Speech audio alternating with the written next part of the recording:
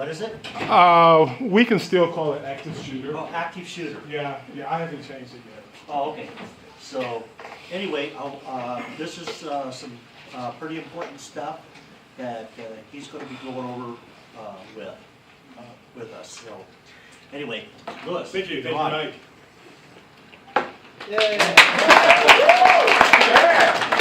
Thank you very much. Half of them don't get what you just said. Oh, yes, they. I am so glad. Well, I'm not glad to be here today because what I'm talking about is so serious, but I appreciate the opportunity to talk to you guys about active shooter survival. My name is Louis Akins. I have about 30 plus years of law enforcement background. Worked a lot of stuff in Houston, Texas, with assistant chief of police there, at a school, Captain with the Transit Police. I just came from Huntsville, Alabama, where I was the chief of police at Oakwood University. I've done a lot of active shooter training, a lot of active shooter survival training, awareness to folks like you guys and for my staff. And so I really do have a passion for this, and I'm just glad that I'm able to share this today. Now, you all are looking at this, Ohio State University, November 28, 2016. Wow! As I was getting ready to come over here, I was like, man, this is so timely that something like this has actually just happened at Ohio State University. I've been on their campus before several times. I mean, it's like a city. I've gotten lost there.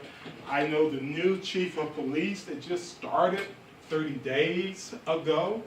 Like, welcome to the Ohio State University for some reason. But anyway, something that's very interesting about what happened this morning there is that we talk so much about active shooter, but really, it's really active killer. But that's not a very sanitized way of using that type of term, so we still call it active shooter. But about 4 years ago, my officers went to Anniston, Alabama for some training, and it was called active killer, because so often now, the suspects or the shooters or whatever, they don't use a firearm. They will use a knife or a vehicle, and they're actively trying to kill people. So in this case for this morning, that's exactly what happened. When I first heard the news, I said, "Oh man, it's in a building," and that's what we as police officers think about. It's going to be in a building. I'm going to have to go into that building with my team, and we have to clear each room and go towards the sounds of gunfire. In this case, there was no gunfire. The guy used his car to mow down people, and then he gets out with a butcher knife, and then he starts stabbing people. Okay? And there's something very important that we're going to talk about, and it's called situational awareness. But let's get started. The purpose of this training is to understand the historical perspective of active shooter events, and to provide you an overview of how law enforcement will respond to an active shooter event, and then provide survival options and instill a survival mindset. This is the one thing that I want you to get today, is having a survival mindset. That you, Aaron, see, I know names here. Aaron, you will get out. Jamie, right? You will make it out. You have to have that type of attitude, that type of fervor, that nothing's going to take you out. And we have found that those people who don't have training, they tend to panic. They have a meltdown. And I'm going to show you a video with someone having a meltdown. But when you are trained, then you have a survival mentality. Now, something that my son Justin, our youngest son, he was one of those kids that was always a what if.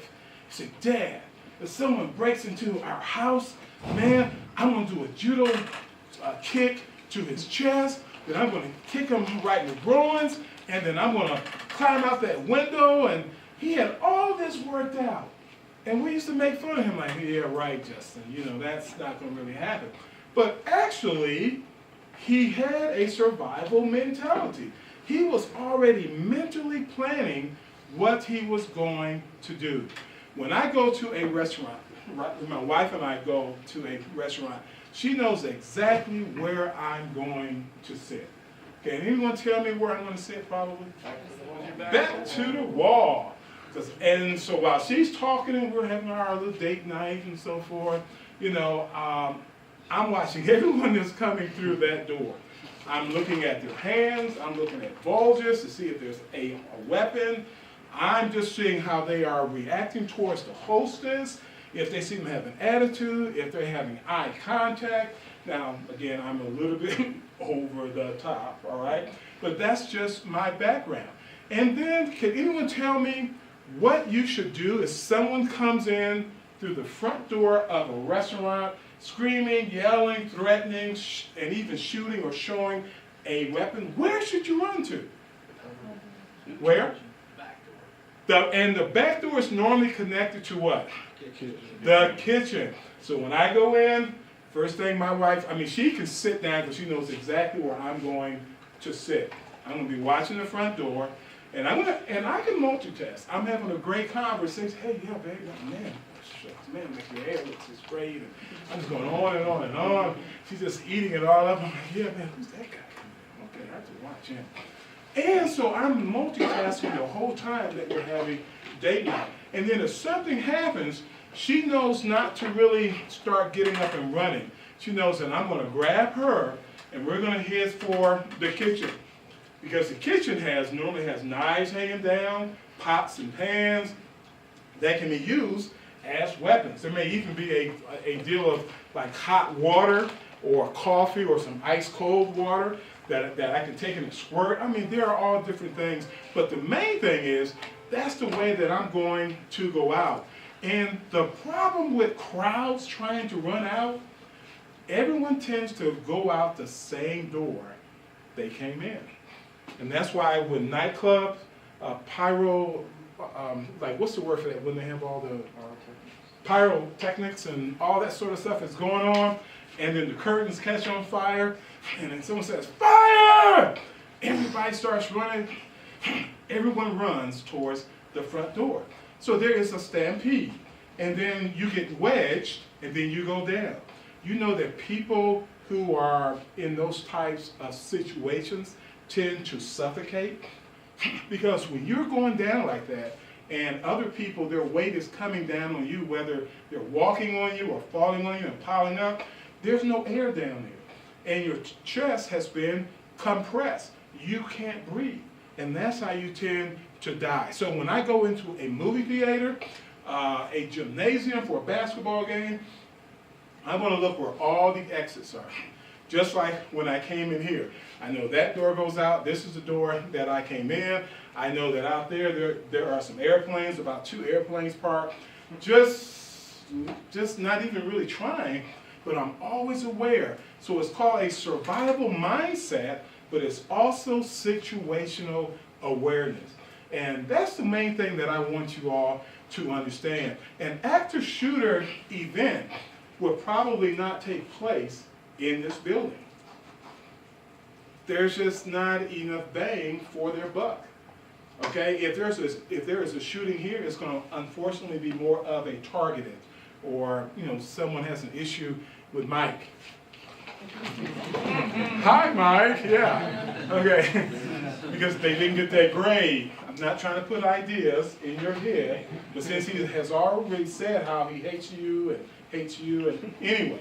Right? So I'm setting this up, Mike. Now you started, okay? Okay. So anyway, active shooters want to have a big crowd. They want to have a big bang. So more than likely, maybe a rendezvous, lunchtime, the Sub, movie theater, bingo theater. Those are the types of venues, or a classroom building. But this is so far out that it's going to be more or less someone just has a beef with a fellow classmate or with the instructor. So anyway, instilling a survival mindset and situational awareness. So I don't want you just to think about active shooters in a school setting. I want you to think about active shooters anywhere, or active killers anywhere. Sidewalks, movie theater, malls. Now, why am I bringing this up? Amy Bishop, University of Alabama, Huntsville, February 12th, 2010, 3 killed, 3 injured. Amy Bishop was a professor, and she was in one of those high-level biotechno, chemo, something type of fields. And she wanted tenure, but she was denied tenure. So she went into a faculty meeting, and she was sitting there with six of her colleagues, and she just pulled out, boom, boom, boom, boom, boom. Okay, jam. So the gun jammed. This person crawled out, and she was still trying to shoot, but the weapon jammed. Well, this school, University of Alabama, Huntsville, is a mile away from where my school was located at, Oakwood University. And I actually responded to this active shooter event. And even though I talk about it, I teach it, and all those things, until you're really there, now it had been over with, because active shooter events last from 3 to 5 minutes maybe. So by the time I got there, and I didn't know there were so many police agencies in Huntsville, Alabama. We had the postal inspectors, we had DEA, we had ATF, we had FBI, Secret Service, Environmental Protection Agency investigators. Then we had the local police, the Sheriff's Department, the Huntsville Police, campus police agencies all around. And it was just a surreal environment. And it actually happened in this building right here. This is called the Shelby Center for Science and Technology. This is the size of a football field. It's not really showing the whole building. It just goes back deep with four floors to it. And it took them, because I did not go inside, I was on the outside. The teams had gone inside to search for more shooters, because the initial information you get is always wrong. Generally wrong. Generally wrong. Even for Columbine, that high school shooting that happened, that call was dropped as fireworks or a fire. And so generally the information that you get is going to be wrong. So as a police officer, you're just going in and hoping that you're getting the right information. So let's talk about what we know. Businesses comprise 40% of the active shooter events, schools 29%, outdoor 19%, just like we had today, and others 12%. The others tend to be hospitals, military bases, movie theaters. Males, sorry guys, 94% of the active shooters are males, and only 6% are females. Various racial and ethnic categories. There is no profile of an active shooter. And as you can see, the youngest active shooter was 13 years old, the oldest was 88 years old, and 45% of the shooters had no connection with their site. What does that mean? That means that almost half of the shooters had nothing to do with the place where they went to do their shooting. So if we were to have an active shooter on our campus, there's a good chance that there's a 50-50 chance that that person had nothing to do with ISU.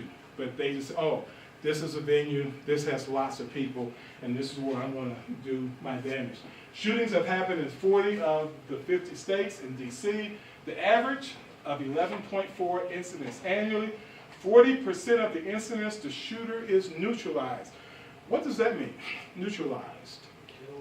Killed, okay, stopped, okay, neutralized. Now, that also means that either the people there neutralize that person, or the cops neutralize that person, like what happened today.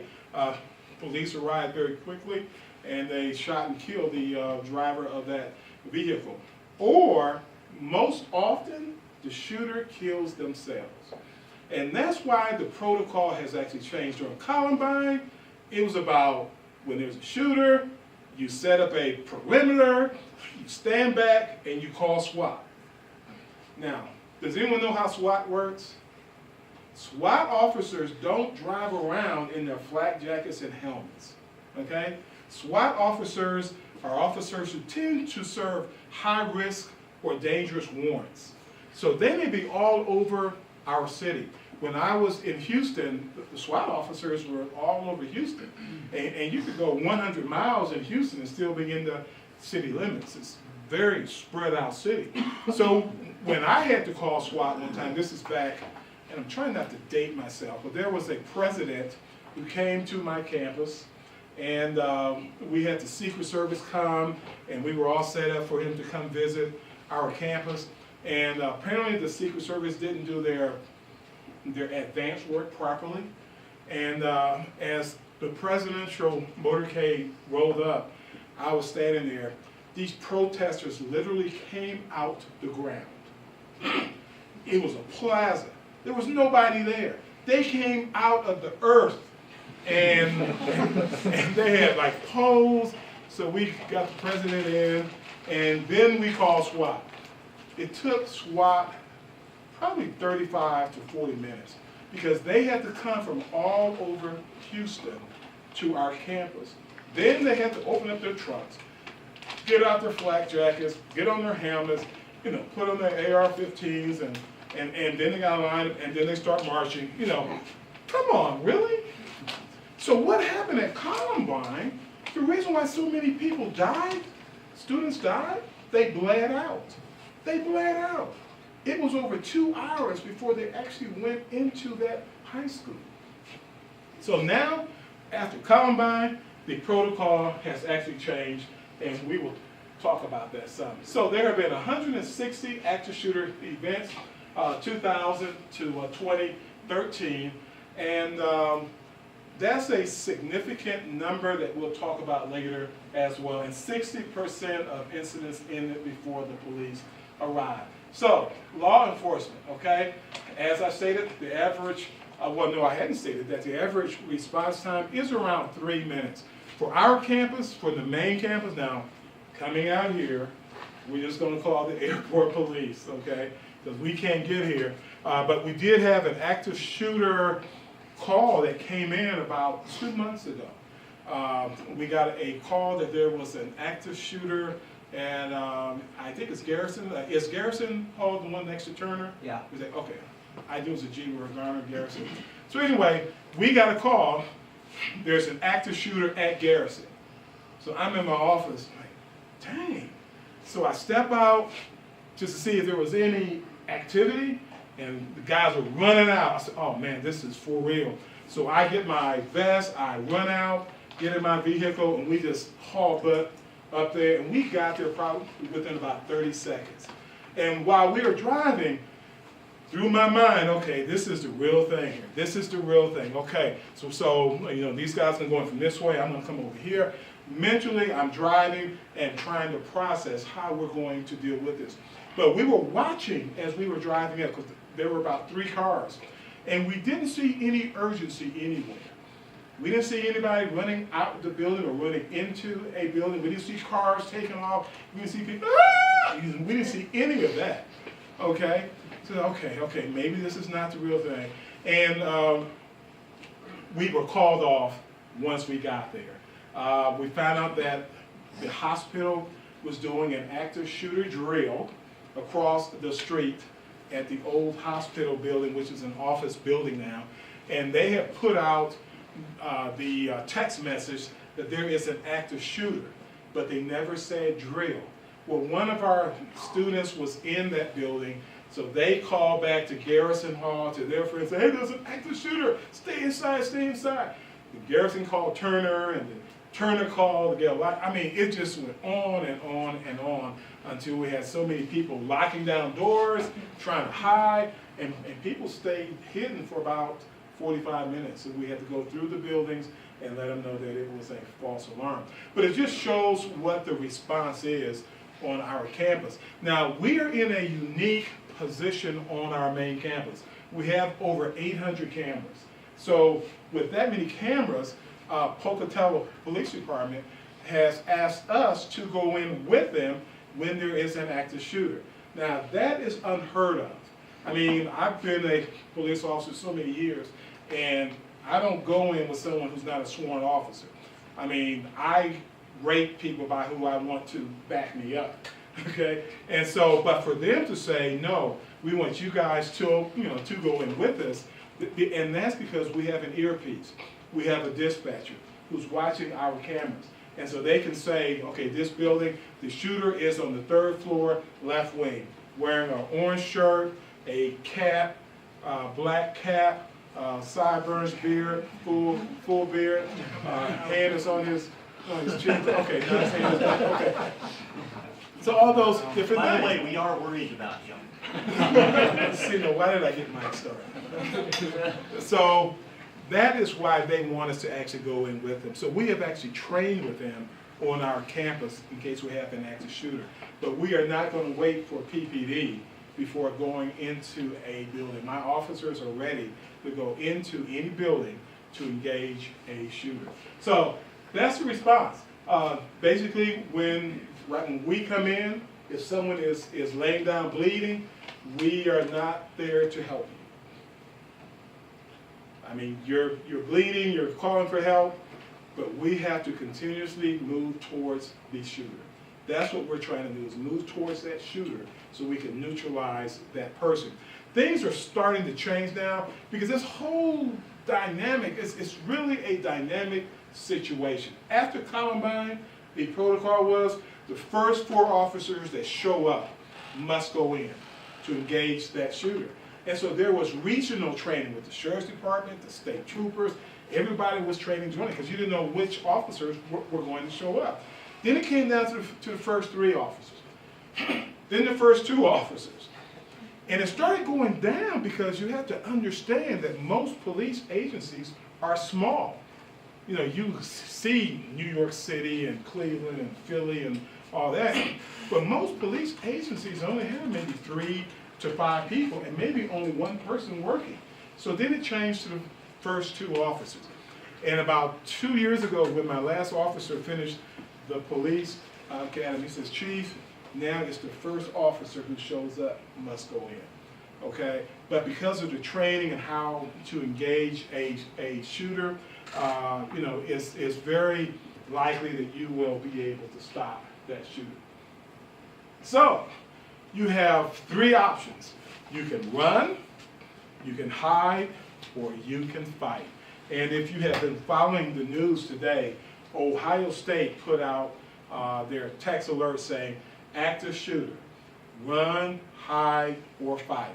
9th at such and such street. And that's what you'll probably get from us, is that what's going on. Now, it was not an active shooter, but it was a person trying to kill people. So, run, hide, or fight. The first thing, if at all possible, if you can get out, get out. Get out. I'll tell someone that from the very beginning. If you're able to get out. Now, there was a study done in Philadelphia, probably around 2 years ago, and their study showed that 80% plus of gunshot victims survived. Okay, and that's why even in wartime, our soldiers in Afghanistan, in Iraq, they are being hit, by shrapnel, gunfire, but they are living because of the medical science that we now have. So if there is an active shooter out there somewhere, and that's the only door out, and then there's a door right here, I'm going to bust through that door and bust through that second door. Quickly, okay? Because especially if this door here won't lock, and I think I checked this door, yeah, these doors lock. But if the door doesn't lock, I'm going to try to get out. So let's say you're on the 2nd floor of a classroom building. Would you jump? Yes. Oh, yes. And what if you break one leg? Okay, no, I'm sorry. Aaron, what if you break your right leg and your left shoulder bone? Start making get shot. Okay. Yeah, I mean, so, yeah, you may be injured. I mean, you can grow more bones, maybe. I don't know. But, so broken bones will heal. But if you're just not here, you're just not here. So if I'm on a 2nd floor, I'm going to probably get on the ledge, hang down, drop down as far as I can, and then just drop. Now I've cut my distance by at least 6 feet or so. So I'm going to do that. Or if I'm on the 3rd floor and there are some bushes down beneath, I'm gonna probably just jump anyway. That's just me. I may break my ankle, my left toe, or whatever, but I'll still be alive. And then pre-plan your escape. Just like my son Justin. He had it in his mind what was going to happen, and so he was always what we call a worst case scenario person. If this happens, this is what I'm going to do. And then you can try to help others get out, but if someone doesn't want to go, or someone tries to keep you from going, I say, oh no, the gunshots are too close. No. I'm gonna look, no, I'm going out, move out the way. So don't let anyone hinder you, and don't let anyone hold you back. If you need to get out, because it's your life. And don't delay your escape. We've actually shot an active shooter survival video for our campuses, for all of our campuses. And in that video, we actually show a young lady, when they were all trying to run out the classroom, she was going, oh, no, so she was doing that, and they could come in, okay, see, and so they took off because it was taking too long to help that person. So we hope that by this training, you all won't go through that. So hide, barricade yourself if possible. And, I'm going to show you some demonstrations of how to barricade yourself. This cabinet is a good cabinet to put right in front of that door probably, but the door locks anyway, but at least the person can't see inside. You can move desks, stack them on top of each other, put them up against the door, file cabinets. We actually do walkthroughs of offices. And so we'll see a copier that's on this wall, but the door is there. So, hey, why don't you move the copier over there, roll it in front of the door, and that will stop someone from coming in. So make sure that you stay out of the shooter's view, silence your cell phone, concealment versus cover. What's the difference between concealment and cover? Anyone want to try? I didn't bring any gifts with me today. Yes, very good. Concealment is hiding behind a curtain. Okay, you're hiding. Nobody sees it. But it doesn't provide cover. Cover is hiding behind a tree. Bullets are not going to go, most bullets do not go through a tree. Unless you have those, I won't tell you what kind those are. So anyway, concealment versus cover. All right, so hiding out. So let's show some examples. See, here's a copier. Is there a pointer on here? Yes. Yes, copier here. These guys here, they put some tables up and so forth, and they're hiding out of sight. And even when you're hiding, in grade school for years, they told the children, get into a nice little small group. No. Nope. Why not? Why? Yeah. Yeah, so one book will go through me, you, and you, and maybe stop at you, Aaron. You may live, okay? So anyway, you want to spread out. You want to spread out to make the target harder. The actual shooting, I think it was the one in Oregon at the junior college there, where the person actually asked, what is your religious faith? And they told him, oh, boom, okay, you, boom. I would say, what do you want it to be? Okay, what do you want? Methodist, Catholic, hey, I mean, you tell me. But that's the time someone needed to grab that gun. Even in the Orlando shootings, okay, the Orlando nightclub shooting, that was a situation where the guy had a chance to reload and everything. But we'll talk about that shortly, how to fight. He's using a belt right here, a belt that's just tied around the door knob and then just pull it. But that's if you're standing behind a concrete block wall. It won't work with this metal right here. And then here, someone used a necktie around a door closure, like this door closure right there. Okay, so you can actually tie a belt or necktie around that and it will keep it from actually opening. So there are various ways to hide out. And then the last thing, if you can't run, you can't hide, then you may have to fight. And we only say this as a last resort. You must have a plan. And you must have a plan that, to where you're very intentional about what you're going to do. You gotta like say, hey guys, it's just us 5 right here, all right? Okay, so, so then you got some ice cold Dr. Pepper, all right. I want you to take off the top and you stand right by the file cabinet. You have a laptop, okay? Sorry, but your laptop's gonna have some damage to it. You're gonna stand right over here. And you, sir, what do you have? Okay, you got a backpack, right? You stand kind of low, okay? And so we want you to hit him with the backpack. We want you to squirt that in his face, all right?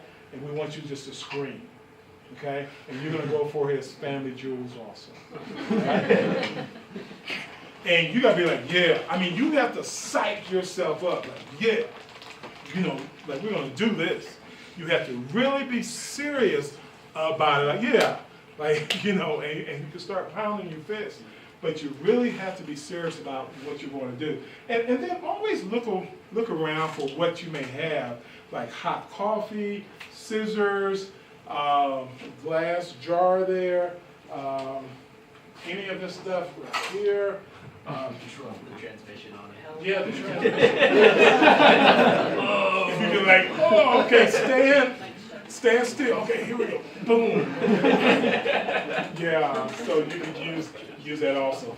But the main thing is really start thinking about what is around you. So not so much in the classroom, because I'm not talking about here. I'm talking about outside of this building, which is where you're more than likely to encounter an active shooter. You have to think about what is available that you can use, okay? And you have to try to incapacitate this person. If you have to gouge their eyes out, just gouge your eyes. You mean like, no, you have, you know, just like that. You have to be very forceful because you're going to live. You have to have a survival mentality, all right? So, can you use the mouse to hit that? And there should be a video that comes up. Run, hide, fight. Yes. This may be the Ohio State video.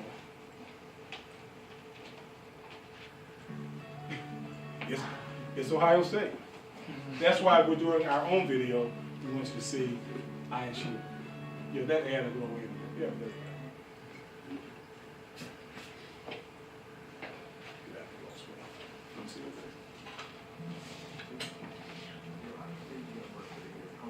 Historic landmarks and lifelong traditions. But in an instant, this scenic campus could become the backdrop to a scene that happens all too often across the country.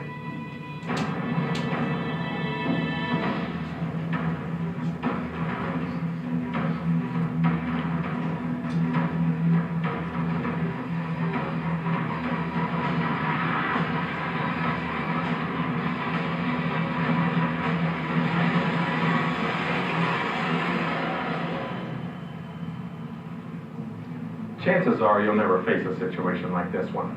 But if you do, you need to be prepared. I'm Officer Adam Tabor with the OSU Police Division. I'm here to help you improve your chances of surviving an active shooter incident.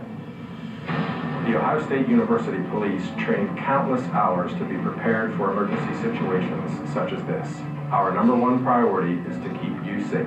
Make no mistake, you can survive an active shooter incident by remembering and planning ahead to take 3 important steps.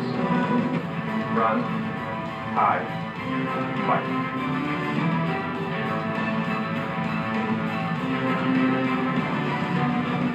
If an active shooter or similar incident requires the campus community to stay safe, our Emergency Management Division will send what's called a Buckeye Alert. These are often sent via text message as soon as possible after determining that a threat exists. A Buckeye Alert will contain the most accurate information available at the time, but an active shooter situation evolves rapidly, and known details may be limited. That is why it's important for you to remain observant and use your senses to be attentive to your surroundings at all times. If you encounter an active shooter or receive a Buckeye Alert affecting your area, The first and best option to survive is run. Get out. Quickly and safely evacuate the area.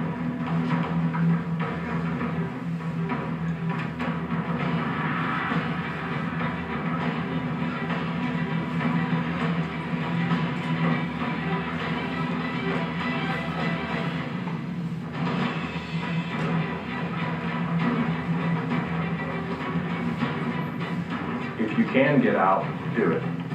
Scatter and run. Get as far away as you can. Once you're safe, call 911. 911, where's your emergency? Make sure you tell the 911 operator who may be located within the city's dispatch center that you are on Ohio State's campus. Running away should always be your first priority. But what happens if you hear gunshots and you are unable to get out?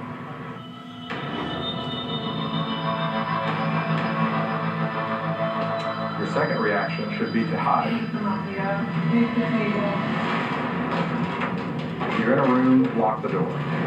Look for something to barricade entry points. Turn off lights. Silence your cell phone. The idea is to make it as hard as possible for the shooter to see you, find you, or get to you.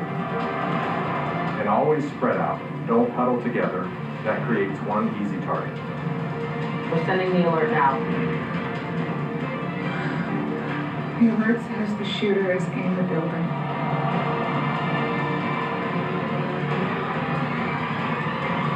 If running isn't an option, and hiding isn't an option, there's one final reaction that you should only use as a last resort if confronted by the shooter.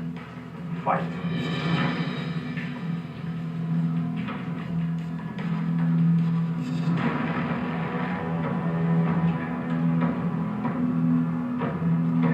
Find anything to use as a weapon. A fire extinguisher, a chair.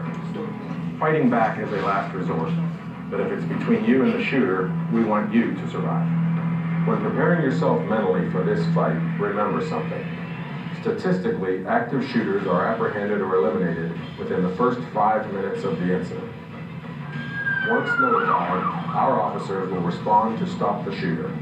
You only need to fight until they do, and that could be 10 seconds away, the most important 10 seconds of your life. It's scary to think about, but an active shooter is something that we all need to be prepared for. Whether you're a student or a member of our faculty or staff, take time to know your surroundings. Know at least 2 exits out of your room and building. Take different routes into and out of your building to become familiar with every possible escape route. Look around in the room you're in right now. Find areas where you could hide or items you could use as weapons. 3 simple words could save lives. So remember, run, hide, fight.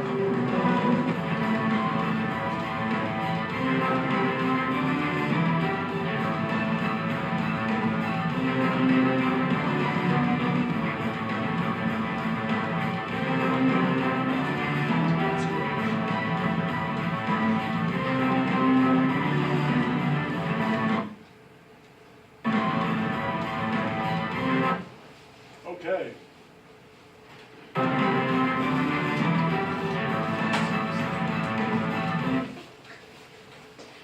Let's see, you may have to, okay, yeah. There we go, okay. So, any questions about that? Comments? Any thoughts? Chairs are good weapons. I mean, desks, just a good kick to the groins. You know, there are just a lot of things. Fire extinguishers, even this spray right here is empty, but if there was something in here, spraying something in someone's eyes, that will work also. Even something like this here, because people don't like, you know, kind of like try to hide from that. So remember, victims are selected at random. It's unpredictable. It happened very, very quickly, very, very quickly. And take note of all your exits. And as a last resort, take the shooter down. Something else about situational awareness is just that when you're walking down a street, just be aware of the cars. Just always be aware of where you're at, what time of day. what the location is, what are the dangers where you're actually going to, and that will help you out a lot. So, now that I've scared you, final note, okay? There are over 7,234 institutions of higher ed. There are 129,189 K through 12 schools. Now, so that's about what, 136,000 schools and colleges, campuses. There were 160 active shooter events between 2000 and 2013. What does that tell you? Very likely. Right, that your odds of being involved in an active shooter event is kind of like being struck by lightning twice, okay? But it doesn't help when it actually happens, but it's very unlikely because, you know, let's just take ISU. We probably have a good 80 buildings on our main campus. The active shooter is going to only be in one of those buildings, more than likely. It's not like Virginia Tech where he went to several buildings. That person is going to be contained to just that one building. So, out of 136,000 schools, and every school may have like 50 buildings, you know, your chances are very slim. So that's why this training is great for our campus, but it's also great in just your personal lives too. When you're outside, when you're shopping with your wife or girlfriend or a husband, these are the things that you need to know about. So how can public safety, we can do this type of training, we can do walkthroughs and active shooter drills. We did a great drill in the museum building at the kiosk there where you register. It's where the registrar's office is, financial aid, and we just had one of our student workers go in there screaming and yelling and cursing and threatening to have a gun, and we actually videotaped it. We actually saw how they were going to react. We had already done some training with the registrar's office. They had a safe room. They call it their garage, and it's a room where they go into. There's no way out, but it's a quick room that they can all get to and lock the door. Well, we did this drill just to see how things would really work. And the number one thing that we learned from this is that if you're going into a safe room, you have to have a waste paper basket.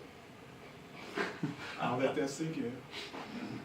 When nature calls, you know, then you have to go. So you may be in that room for an hour, 2 hours, and if you've got to use the bathroom, you need to use the bathroom, okay? So, any questions?